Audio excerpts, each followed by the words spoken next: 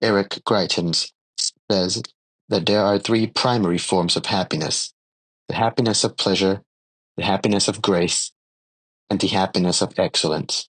He compares them to the primary colors, the basis on which the entire spectrum is created. The happiness of pleasure is largely sensory.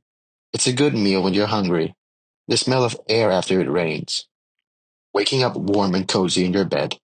The happiness of grace is gratitude.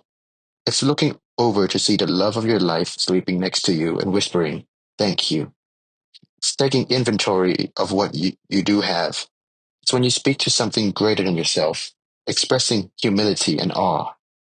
And then there is the happiness of excellence, the kind of happiness that comes from the pursuit of something great, not the moment you arrive at the top of the mountain and raise your fist in victory, but the process of falling in love with the hike. It is meaningful work.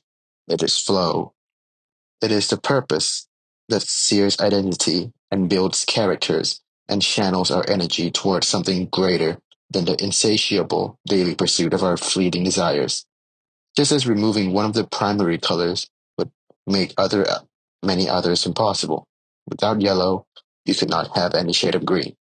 Without any one of these happinesses, it is almost impossible to thrive. One cannot replace another. They are all necessary, but we try anyway. To drink in excess, for example, the happiness of pleasure is common with the happiness of excellence isn't being pursued. But is it not and will never be the solution? Lots and lots of red will never make blue. Pleasures will never make you whole. The happiness of excellence is the work of emotional resilience.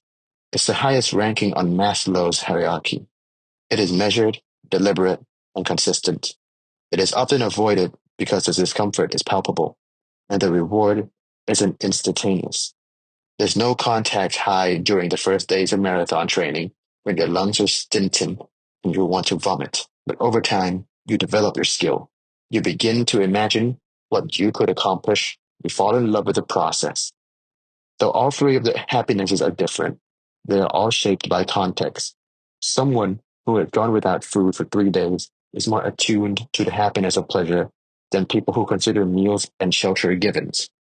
Likewise, those who have never acquainted themselves with the power and pleasure of working towards something, fueled not by the sparks of passion, but with the embers of sober, consistent resolve, do not know that on the other side of exerted effort there is profound reward. Many of us are colorblind to the joys and complexities of our lives, and it is because we are missing a part of the foundation. We want to be authors, but have no desire to develop the discipline it takes to sit down and write for 4 hours a day for years on end. We want to be legends and geniuses and masters, but care little to develop the discipline it would require to log our 10,000 hours, so to say. Happiness is not only how we astound our senses, but also the peace of mind that comes from knowing we are becoming who we want and need to be. That's what we receive from pursuing the happiness of excellence, not accomplishment, but identity, a sense of self that we carry into everything else in our lives, a technicolor pigment that makes the entire spectrum comes alive.